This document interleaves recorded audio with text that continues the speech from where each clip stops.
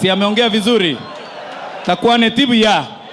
Mtavunja protocol kidogo, ni muite Mama Millicent.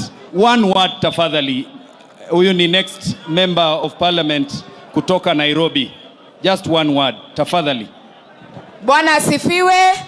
Bwana asifiwe tena. Kwa majina ni Millicent Omanga. Mimi nasimama kiti cha Nairobi Women Rep. Mimi ndio Women Rep wa one term kule Nairobi. Na mimi 2022 nilisimama na UDA. Nilipata kura 1,600. Mimi ndio nilikuwa na yule Kaongo. Nilikuwa pale ndani.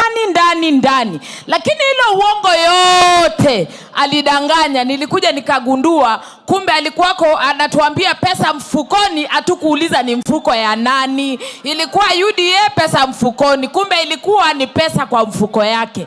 Kwa hivyo mimi nimetoka pale kwa sababu ya uongo yake. Hapa nyumbani Kisii alikuja akatudanganya kwamba ataweka airport kule Suneka. Ameleta hajaleta? Akakuja akatudanganya economic zone, ataweka industry sijui ya ndizi sijui ya nini, atatafutia soko. Ameleta hiyo economic zone huko? Ameleta hajaleta? Kwa hivyo mimi nawaomba viongozi wetu kina Osoro, kina Jafo, nawaambia yule jamani muongo, hajaleta maendeleo hapa kwetu. Kemora ntaba ntobaito viongozi vyeito. Matiangi na ale gaiga, lazima tomo itere, lazima tomo buaterere na lia babande bara seko mosika. Osoro, matiangi tago sikugo kogenda konya komara maisikali. Jafo, matiangi tago sikugo konya komagenda isikali. Lazima tomo itere buno mwana minto na into mogusiege sakuye itoke igwe kane taribo. Arambe.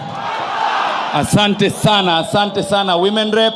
Pia ninavunja protocol kidogo, ni muite Omingo Magara. Usichukue muda mrefu kama huo tafadhali. Hata usisimame hapa juu, simama hapa tafadhali. Gaki less than a minute. Richard Onyonka, poleni sana. Sorry, Omingo Magara is my name. Richard Onyonka, poleni na familia yote.